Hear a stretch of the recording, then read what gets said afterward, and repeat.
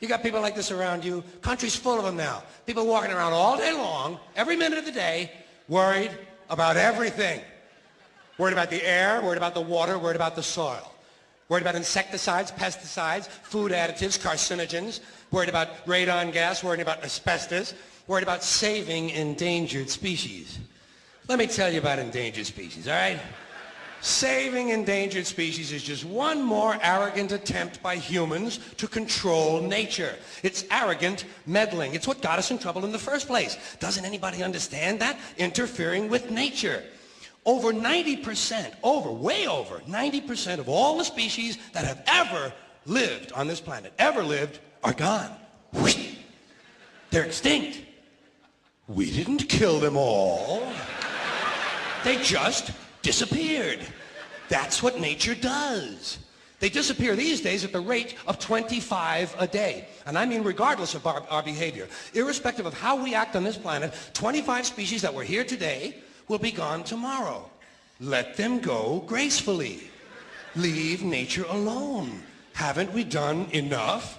We're so self-important. So self-important. Everybody's going to save something now. Save the trees, save the bees, save the whales, save those snails.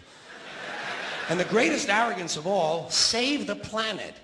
What? Are these fucking people kidding me? Save the planet? We don't even know how to take care of ourselves yet. We haven't learned how to care for one another. We're going to save the fucking planet? I'm getting tired of that shit. Tired of that shit. Tired. I'm tired of fucking Earth Day. I'm tired of these self-righteous environmentalists, these white bourgeois liberals who think the only thing wrong with this country is there aren't enough bicycle paths. People trying to make the world safe for their Volvos. Besides, environmentalists don't give a shit about the planet. They don't care about the planet. Not in the abstract, they don't. Not in the abstract, they don't. You know what they're interested in? A clean place to live. Their own habitat. They're worried that someday in the future they might be personally inconvenienced. Narrow, unenlightened self-interest doesn't impress me. Besides, there is nothing wrong with the planet. Nothing wrong with the planet. The planet is fine. The people are fucked. Difference. Difference. The planet is fine.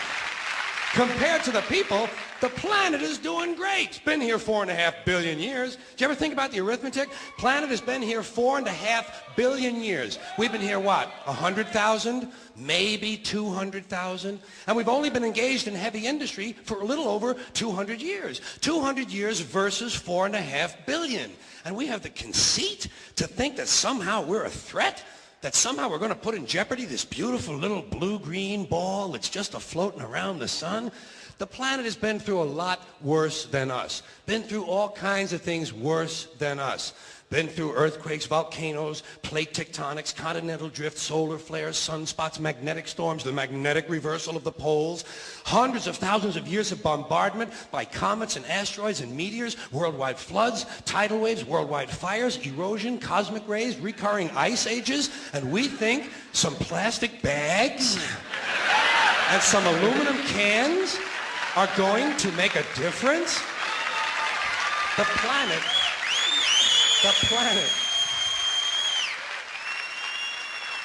planet isn't going anywhere.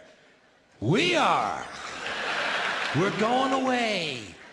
Pack your shit, folks. We're going away. And we won't leave much of a trace either. Thank God for that. Maybe a little styrofoam. Maybe. Little styrofoam. Planet will be here and we'll be long gone. Just another failed mutation. Just another closed-end biological mistake. An evolutionary cul-de-sac. The planet will shake us off like a bad case of fleas. A surface nuisance. You want to know how the planet's doing? Ask those people at Pompeii who are frozen into position from volcanic ash how the planet's doing. Want to know if the planet's all right? Ask those people in Mexico City or Armenia or 100 other places buried under thousands of tons of earthquake rubble if they feel like a threat to the planet this week. How about those people in Kilauea, Hawaii who build their homes right next to an active volcano and then wonder why they have lava in the living room? The planet will be here for a long, long, long time after we're gone, and it will heal itself, it will cleanse itself, because that's what it does. It's a self-correcting system. The air and the water will recover, the earth will be renewed, and if it's true that plastic is not degradable, well, the planet will simply incorporate plastic into a new paradigm, the earth plus plastic. The earth doesn't share our prejudice towards plastic. Plastic came out of the earth. The earth probably sees plastic as just another one of its children. Could be the only reason the earth allowed us to be spawned from it in the first place. It wanted plastic for itself. Didn't know how to make it. Needed us. Could be the answer to our age-old philosophical question, why are we here? Plastic. Assholes. So, the plastic is here, our job is done, we can be phased out now, and I think that's really started already, don't you? I mean, to be fair, the planet probably sees us as a mild threat, something to be dealt with, and I'm sure the planet will defend itself in the manner of a large organism, like a beehive or an ant colony can muster a defense. I'm sure the planet will think of something. What would you do if you were the planet trying to defend against this pesky, troublesome species? Let's see, what might, viruses. Viruses might be good. They seem vulnerable to viruses. And viruses are tricky, always mutating and forming new strains whenever a vaccine is developed. Perhaps this first virus could be one that compromises the immune system of these creatures. Perhaps a human immunodeficiency virus, making them vulnerable to all sorts of other diseases and infections that might come along. And maybe it could be spread sexually, making them a little reluctant to engage in the act of reproduction. Well, that's a poetic note. And it's a start. And I can dream, can't I? See, I don't worry about the little things. Bees, trees, whales, snails. I think we're part of a greater wisdom than we will ever understand. A higher order. Call it what you want. Know what I call it? The big electron.